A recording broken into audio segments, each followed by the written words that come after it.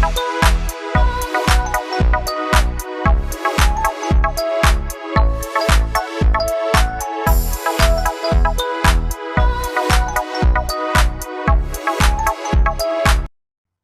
की जादुई शक्ति। कौशल्या ने एक रात सपना देखा।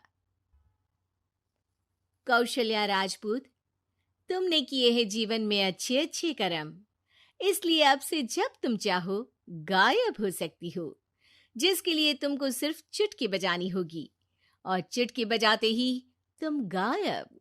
बस एक बात का ध्यान रखना, जहां तुमने कोई गलत काम किया तुमसे ये शक्ति वापस ले ली जाएगी। कौशल्या की नींद टूट जाती है। ये कैसा सपना था? गायब हो जाऊंगी मतलब? हे भगवान, कंबल ओढ़ के सो जाती हूँ, सपना कंबल के अंदर नहीं घुस पाएगा। कौशल्या डर के मारे कंबल ओढ़ के सो जाती है। सुबह कौशल्या मंदिर जाने लगती है। अरे बहू, जल्दी चल, भिखारियों को खाना भी तो खिलाना है। हाँ माँ जी, अभी आई। आज तो खीर और पूरी बने हैं, सब खुश हो जाएंगे। दोनों सास बहू कार से खाने का सामान लेकर मंदिर पहुंचते हैं और भगवान की आराधना के बाद मंदिर के बाहर बैठी भिखारियों को खाना खिलाने लगते हैं। दीदी, आप हर हफ्ते आते हो, इतना सारा करते हो हम लोगों के लिए। मैं आपके लिए रोज अलग से दुआ मांगता हूँ। ये तो फर्ज है हमारा। दीदी, थोड़ी पैसों की मदद हो जाती तो अच्छा होता। बड़े चौराहे पे मेरी बीवी भीख मांगती है, उसका इलाज करवाना है, 100-200 रुपए लग जाएंगे। कौशल्या उसी वक्त भिखारी को 500 का नोट दे देती है और दोनों सास बहू वहां से लौटने लगती हैं।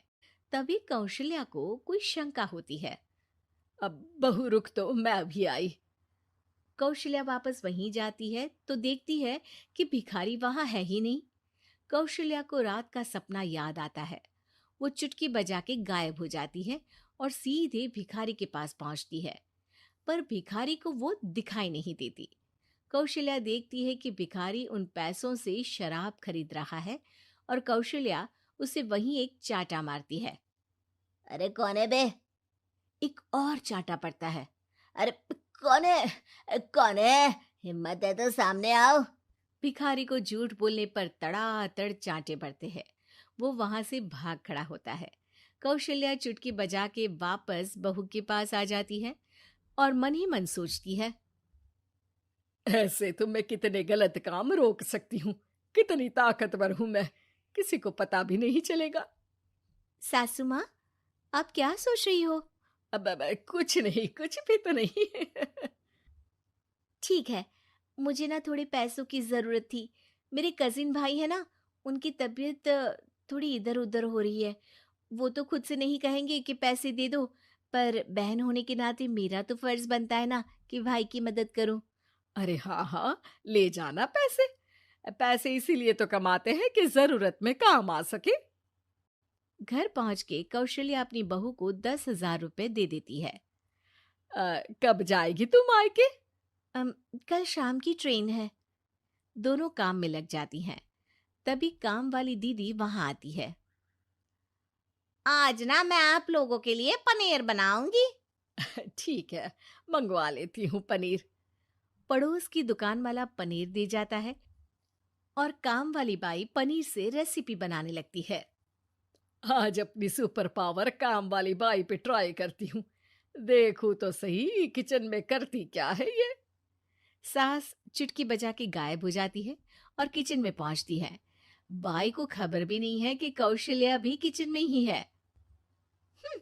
आज तो मैं भी पनीर की सब्जी बनाऊंगी रात को अपने घर, और थोड़ा सा घी भी रख लेती हूँ। वैसे भी कौशल्या बुढ़िया खा खा के मोटी हो गई है। कौशल्या बाई की चोरी पकड़ लेती है और गुस्से में बाई की चोटी ऊपर उठा देती है। बाई को समझ भी नहीं आता कि उसकी चोटी खड़ी कैसे होगी। वो डर के मारे चीख पड़ती है। बहू भागते हुए किचन में आती है। अरे क्या हुआ?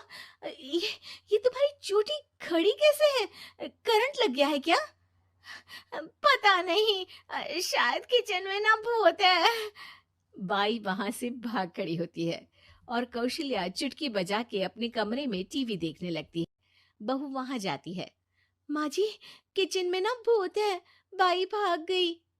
अरे भागने देना, भूत का तो पता नहीं, किचन में चोर जरूर था और वो थी अपनी काम वाली। अच्छा हुआ चली गई। बहू को कुछ समझ नहीं आया। उसने किचन में जो देखा उसके सदमे में जो थी वो अभी तक। अगले दिन बहू अपने मायके के लिए निकल जाती है। कहीं भिखारी और काम वाली की तरह बहू भी तो मुझे धोखा नहीं दे रही। अरे कहीं वो पैसे ले जाके शॉपिंग तो नहीं करने वाली ना। अभी पता लगाती हूँ, मुझसे कुछ छिपा है भला। जैसे भगवान सब देख रहा है वैसे ही मैं भी सब देख रही हूँ। सास को अपनी शक्ति पर घमंड आ गया था। वो अब अच्छे काम करने की जगह अपनी शक्ति का इस्तेमाल खुद का शक मिटाने के लिए कर रही थी। वो चुटकी बजाती ही बहू के मायके चली जाती है। भैया, आपने बताया क्यों नहीं कि इतनी तबीयत खराब है? अरे तेरी सास बूढ़ी हो गई है, इतना भला काम करती है, उनकी मदद कौन करता है? यहाँ तो और भी लोग हैं ना। भैया, मेरे पास कुछ पैसे हैं, आप दूसरे डॉक्टर को दिखा दीजिए ना। अरे मुझे लगता है कि मेरा टाइम आ गया है, मुझे जाना होगा। कमरे में भाई की आत्मा को लेने यमदूत आ चुके थे। कौशल्या भले ही किसी को नहीं दिख रही थी, पर यमदूत ने उसे देख लिया। यही आत्मा है शायद, परछाई दिख रही है, पहले ही तैयार खड़ी है।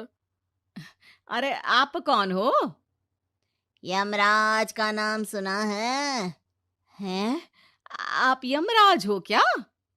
नहीं, हम उनके यहाँ जॉब करते हैं, आत्मा उठा के ले जाते हैं डिलीवरी वाले। चलो अब तुम्हारा टाइम पूरा हो गया। अरे आप शायद ना वो बिस्तर पर पड़े आदमी की आत्मा को लेने आए हो। मैं तो बस यहाँ देखने आई थी कि मेरी बहू कहीं मुझसे पैसे लेकर शॉपिंग करने तो नहीं चली गई ना। मतलब तुम्हारे पास शक्ति है गायब होने वाली? हाँ, तुम ऐसे तुच्छ काम में उपयोग कर रही हो ऐसी दिव्य शक्ति का। अब तो तुमको ही लेके जाऊंगा। अरे नहीं नहीं, कल मुझे किटी पार्टी में भी तो जाना है। अब नरक में ही करना किटी पार्टी। नहीं नहीं नहीं। 3 बार नहीं क्यों बोल रही हो? टीवी सीरियल चल रहा है क्या एकता कपूर का? अरे प्लीज मुझे जाने दो। आप तो उस बीमार आदमी की आत्मा को लेने आए थे ना। गलत डिलीवरी करोगे तो यमराज डांटेगा ना। बात तो सही कर रही हो, पर हमको उस पे दया आ गई। अभी उसकी उम्र ही क्या है, पर कुछ तो लेके जाना पड़ेगा ना। एक काम करो, अपनी शक्ति दे दो, गायब होने वाली। हैं? अरे क्यों?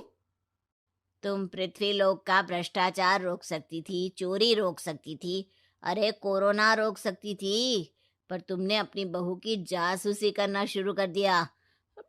अरे लेकिन किंतु परंतु। यमदूत सास की शक्ति लेके वापस चले जाते हैं। कौशल्या की परछाई हवा से नीचे गिरती है और जमीन पे आते आते कौशल्या का शरीर सामने आ जाता है। अरे लग गई, कितने ऊपर से फेंका। माँ जी, आप यहाँ ऊपर से कैसे गिरी? अरे समधन जी, आप अचानक कमरे में। सब घबरा जाते हैं। सास बहू को सारी बात बता देती है। ये लो आपके 10,000 रुपये। आपको मुझ पे इतना भी भरोसा नहीं है? अरे बहन, मुझे दर्द नहीं हो रहा है, अब अचानक से सब अच्छा होने लगा है। अरे तो फिर बिस्तर से उठ जाओ और मुझे लेटने दो, गिरी हूं ऊपर से तो पूरा बदन दुख रहा है। भाई को तो यमदूत ठीक करके जाते हैं, पर कौशल्या देवी दर्द के मारे बिस्तर पर आ जाती हैं।